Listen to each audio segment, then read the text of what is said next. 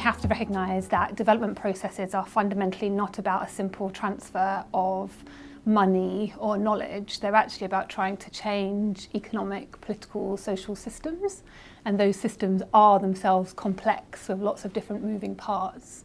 So we can't easily predict how to interact with them. And at the same time, kind of standard blueprint template approaches that we can import from elsewhere are not likely to work, and if anything they could do harm. Too often the problems are defined from outside, the solutions are defined from outside, and not enough time or effort or space is given for locally driven understandings of what's at stake. So the problem is that you don't get the ownership of development, you don't get an understanding of where you can expect to have support for change and getting the right people around the table and in the room.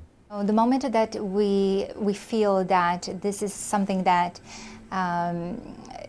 organizations, external organizations are delivering, then you're always going to have this sort of dependency between development organizations and governments.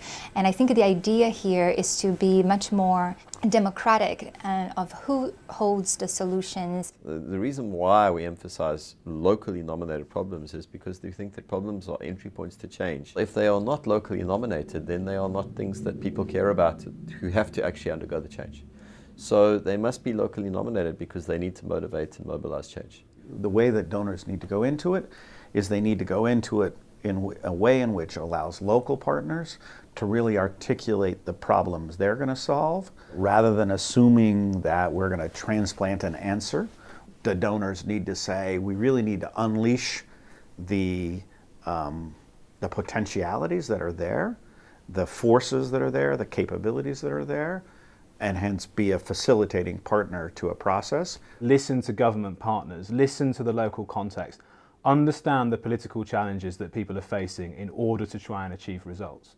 And if you can get a reading on what those challenges are and work out how to navigate them, you're far more likely to be successful. And you're far more likely to be successful when you've got an organisation like a government pulling in the same direction. Building on local capabilities is not something that our government counterparts are used to, and so I think that has been a big shift to try and get people to say, I now see my own knowledge, my own expertise as valuable, and I'm willing to sort of, stand up to international best practices that don't fit in my context.